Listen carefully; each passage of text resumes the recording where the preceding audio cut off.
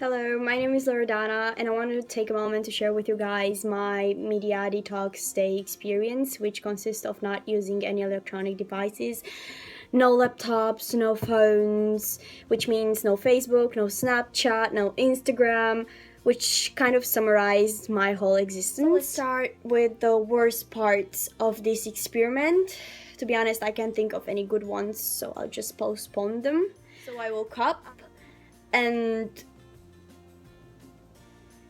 yep, that's exactly how I felt when I woke up. I didn't know what to do with my life. So I've decided to make some breakfast, but I usually watch series while eating. But this time, I stared at the most interesting thing I could find, a tree. Afterwards, the whole situation got easier and easier. Who am I kidding? This experiment brought me to my knees, literally. Cleaning my room, took the trash out, all in silence, did the dishes of the whole flat.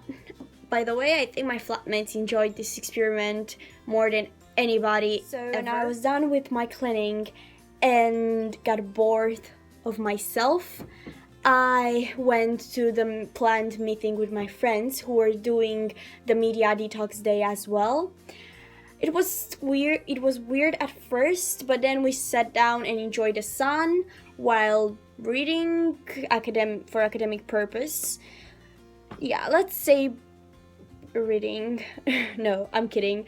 We just sat and gossiped, talked to the point we now know each other a little bit too well. After a couple of hours, we fed the ducks. That was, by the way, the highlight of the day. Oh, come on, duck. Well, at least we tried. We played football. Well, us girls, we just annoyed the boys while they were playing football. And badminton, but that didn't end up well.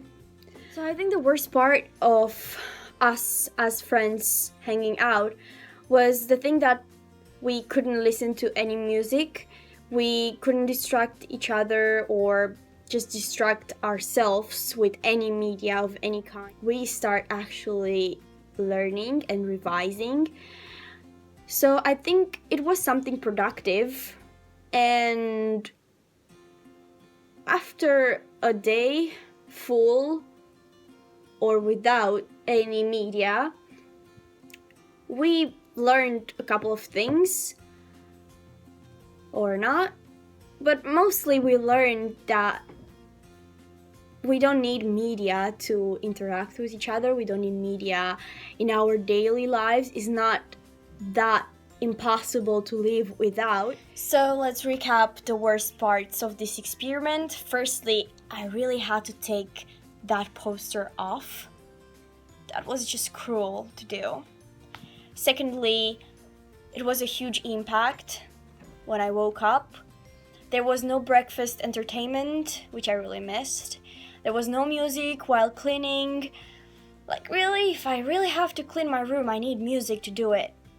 Then no music when I hang out with my friends. And the thing that I got to know them a little bit too well. And I couldn't wear any of my favorite shirts. There are always going to be bad parts and good parts about any experiment at all. So the good parts, and seriously now, were that I realized how much media we actually consume and produce every day. I've learned that we can live without media in our lives. It's not a necessity.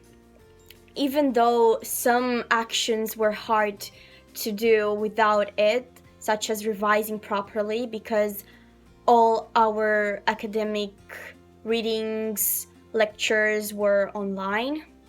So after all, it was an interesting experiment to do, because we actually caught ourselves in a position where we didn't actually know how to manage our time properly or what to do in order to not just go crazy.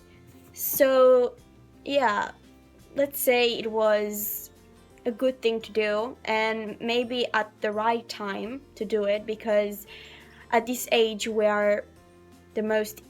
we teenagers are the most influenced by I hope you media. enjoyed the video, and I think I covered everything I experienced and came across that particular day.